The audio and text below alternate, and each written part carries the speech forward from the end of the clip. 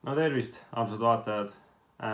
Järjekordne video oleks pidanud juba nädal aega tagasi tulema, aga teatud ajapuuduse tõttu ja treeningute tõttu olen selle edasi lükanud. Nädal aega tagasi toimusid siis Kitzbühelis Austrias U23 Euroopa meistrivõistlused. Minu jaoks läks võistlus väga hästi, üks parimaid tiitlivõistlusi välismaal, mille üle ma olen väga rahul ja võtangi teid kaasa oma videotesse. Jälle tehti raja äärest mõned klipid, mida saame vaadata ja mismoodi üldse see võistlus nagu käis.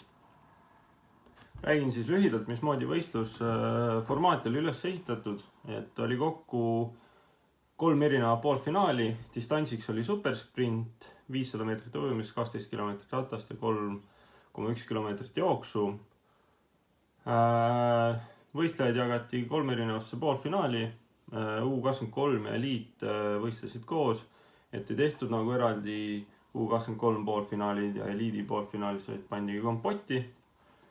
Ja arvestus käis ikkagi hiljem paberi peal nii-öelda eraldi, et Eliit eraldi ja U23 eraldi. Et meie siis Johannes Sikuga võistlesime esimeses poolfinaalis, stardinumber 30 ja ega mul seal stardijoonel väga kohavalikut ei olnud ja pidin võtma selle, mis üle jäi, et stardikoht jäi üsna keskele. Ujumine, ma tundsin ennast vees väga hästi, tegemist oli siis ilma kalipsota ujumisega. Vesi oli 27,6 võistluspäeval ja ma sain stardist üsna hästi minema. Olin seal enne poid ikkagi eesotsas, aga kuna mu stardikoht oli nii keskel, siis poi juures ikkagi kõik mehed said kokku ja mina nii-öelda jäin täpselt sinna keskele ja sain sellise korraliku pesumasina.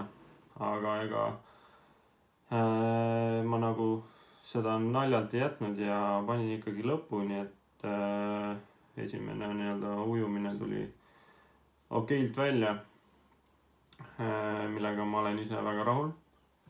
Nii, rattasõit, panen siin videoga käima.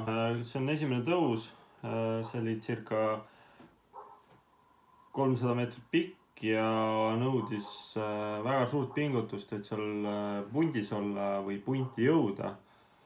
Et see oli üsna kohe peal vahetusala, et pidi ikka endast ikka 110% välja andma, et punti jõuda. Aga nagu näha, siis ma olin üsna lõpupool oma siis ujumise vahetusala tõttu, et tekkiski ette suur punt ja siis minu punt, et meil tekkiski siis siuke 8-liikmeline punt.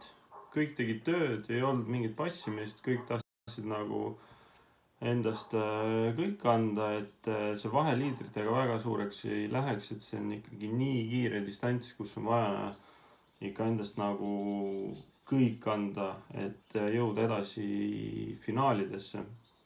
Sõitsime selle 8-liikmelise grupiga lõpuni ja ütleks, et ma jätsin rattarajale suht palju oma energiat, et oli tõus ja peale tõusu oli kohe vaja sõita, oli laskumine, peale laskumist oli tagasipööre, oli jälle vaja sirget maad sõita, et seal sellist mingi puhkamismomenti nagu ei tekkinud, et sa lihtsalt pididki seal pundis olema ja sa sõitma, et seal ei olnud siukest momenti nagu tihti võib juhtuda, et keegi grupis tööd ei tee ja toimub passimine, et näha oli, et mehed tahtsid nagu edasi jõuda.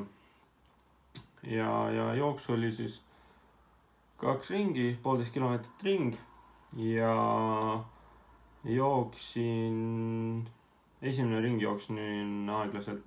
Mul oli jalad olid ikka oma töö teinud rattas ja üsna täis, et üritasin nagu sealt välja voolida selle, et oleks hea enesetunne, et kuumus ka, et meie võistlusaeg oli õhtul kell 4 ja päike tegi oma töö ja õues oli circa 34-35 kraadi sooja.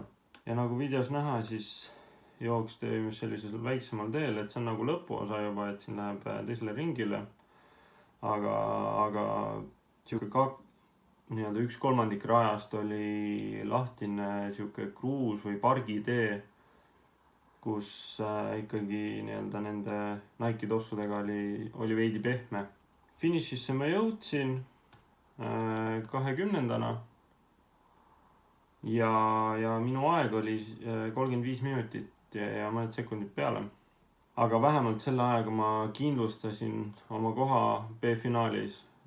B-finaaliga oligi see teema, et ega ma ei olnud peale teist poolfinaali isegi kindel, et kas ma saan edasi, sest kolmas poolfinaal oli veel võistlemata, et ikkagi pidin peale võistlust ennast hoidma, ei saanud seal kohe mingit mahasõitu minna tegema, et ootasin ära, kuni kõik ära võistlesid ja kuni tuli lõplik otsus, et ma pääsesin B-finaali, siis see oli juba minu jaoks suur õnnestumine, mis andis väga hea positiivse laengu. Järgmine päev hommikul isegi ratassõites oli parem tunne kui esimesel päeval. B-finaal toimus päeval kella 2 ajal, ka jälle sihuke aeg, kus päike lõõmab taevas ja on kuum. Põhimõtteliselt võistlus ettevalmistus oli täpselt samasugune nagu eelnev päev. Kõik söögid, trennid, asjad, kõik nii-öelda protseduurid enne võistlust. Ja läksin starti ja enesetundega ja peas oli see, et kõik või mitte midagi, et ega sealt B-finaalist nagu kuhugi edasi ei oleks saanud ja minu eesmärk oli nii-öelda anda endast kõik, mis mul veel anda oli. Ja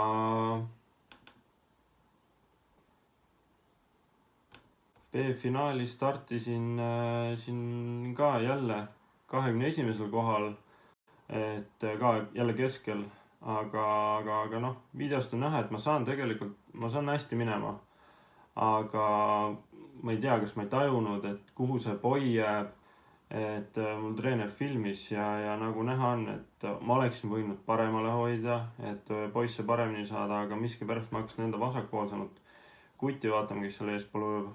Ja võtsin suuna siis tema järgi, et teinekord ikkagi tasub kontrollida, kuhu sa ujud, et mitte nii-öelda teiste järgi minna. 4 ringi ratast, 3 kilomeetrit ring. Ja see on näha, kuidas siis nii-öelda üks punt on kokku juba sulandunud, et põhimõtteliselt B-finaali kõik mehed on nagu selles pundis, nagu näha, Hendri jõudis ka sinna.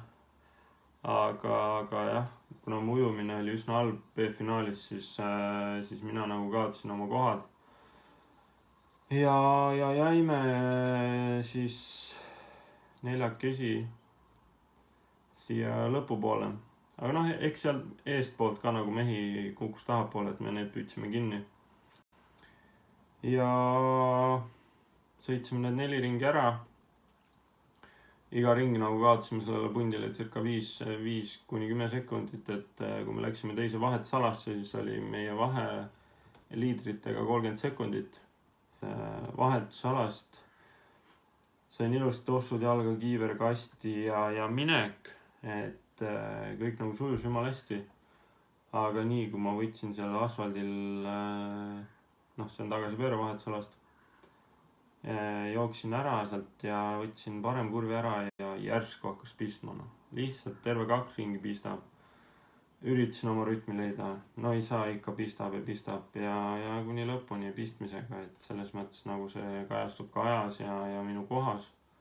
Et ega see nagu midagi head ei olnud. B-finaalis 25 koht. Oleks saanud paremini oma vigu nii-öelda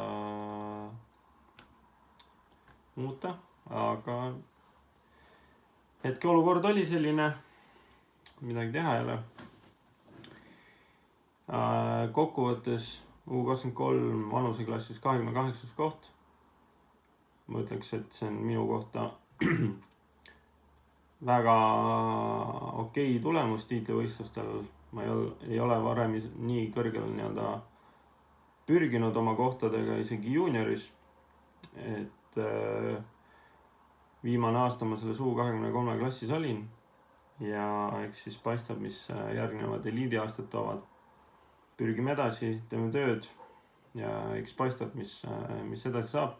Nüüd järgmisena siis täna on 27. 4. juuli on juba Valgas Eesti meistrivõistlused olümpiadistantsis. peas on ikka mõtted, et võiks selle võidu ära võtta ja praegused treeningud on ka näidanud, et minek on hea ja ma sinna käega lööma ei lähe. Kindlasti tuleb põnev võistlus ja ma ootan seda starti väga. Kuskil siis kella 4 paiku on teada, kes siis 2021 Eesti meister on. Tšau!